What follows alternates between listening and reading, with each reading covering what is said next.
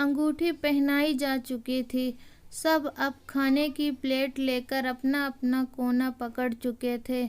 नेहा अब अपनी सहेली और होने वाली जेठानी व नंद के साथ सिमटी सुकड़ी बैठी थी।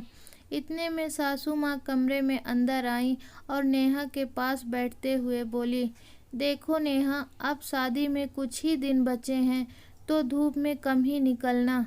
बेसन, दही और हल्दी का लेप रोज रात में लगाया करना, उससे रंग साफ हो जाएगा। नेहा ने हाँ में सिर हिला दिया। अब जेठानी चहकते हुए बताने लगी, हाँ, नींबू और टमाटर का रस लगाओ तो रंग साफ हो जाएगा। देवर जी को गोरी चिट्टी लड़कियां पसंद है, मेरे जैसी। और खिलखिलाकर हंस पड़ी। फिर माहौल हल्का हो गया। खैर धीरे धीरे करके शादी के दिन नज़दीक आने लगे।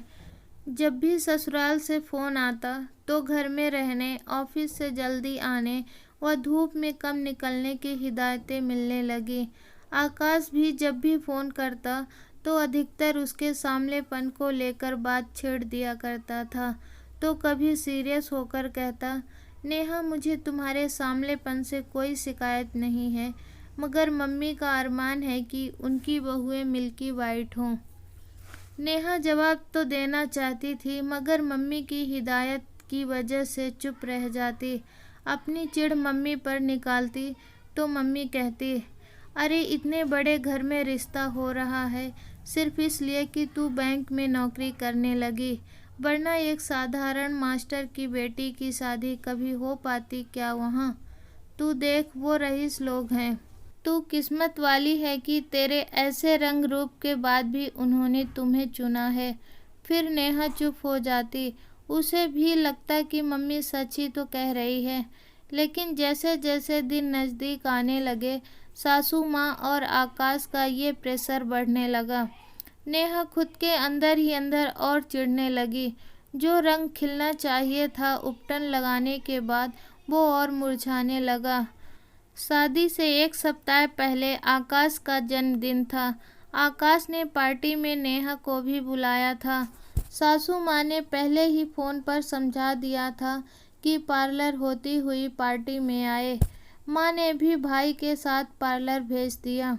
नेहा जब पार्टी में भाई के साथ पहुंची तो उसे देखते ही सासू माँ लाल पीली होने लगी। बड़ी बहू को बुलाकर इंस्ट्रक्शन दिया कि ले जाओ इसे बाथरूम में और अपने मेकअप से तैयार कर दो। मगर नेहा नहीं गई, वहीं खड़ी रही। सासू माँ के तलवे का गुस्सा सिर पर चढ़ गया और लगभग धक्का देते हुए नेहा को बोली, ना रंग है ना रूप, फिर भी तुम्हें घमंड किस बात का है? हमने अपने से नीच घर से रिश्ता जोड़कर गलती कर दी। इतने में आकाश भी वहां आ गया हल्ला सुनकर, और नेहा का हाथ पकड़कर बाथरूम की तरफ भाभी के साथ बढ़ने लगा। नेहा ने धीरे से उसके हाथ से अपने हाथ को आज़ाद करवाते हुए वापिस सासू माँ की तरफ बढ़ने लगी और उनके करीब जाकर बोली, हाँ, मैं साधारण घर से हूँ, मेरा रंग सांवला है। मुझे घमंड तो नहीं मगर गर्व है अपने आप पर। मैं अपनी कड़ी मेहनत से आज एक छोटे से मुकाम पर हूँ। और हाँ, मेरे घर वाले आपके जितने रईस तो नहीं, मगर उनमें इतना तो संस्कार है कि इंसान को इंसान समझते हैं, उन्हें रंग रूप के आधार पर तौलते नहीं हैं। और आकाश, खैर तुमसे कोई शिकायत नहीं है, क्योंकि तुमने बचपन से ही यही देखा है कि औरतें सजावटी सामान हैं, तो उनका वेल डेकोरेटेड होना लाजमी है। कहते हुए उसने अपनी अंगूठी निकालकर अपनी होने वाली सास के हाथ में थमा दी और भाई का हाथ पकड़कर हॉल से बाहर निकल गई, एक आज़ाद हवा के झोंके की तरह। दोस्तों, जिस घर में काला गोरा सांवला ऊंच नीच का भेदभाव किया जाता है, उस घर में रिश्ता तो बिल्कुल भी नहीं करना चाहिए, क्योंकि आपका लिया हुआ एक गलत डिसीजन आपको ज़िंदगी भर रुलाता है। दोस्तों, आशा करते हैं कि ये छोटी सी कहानी आपको अच्छी लगी होगी। अभी तक आपने हमारे चैनल को सब्सक्राइब नहीं किया है तो प्लीज़ सब्सक्राइब कर दीजिए।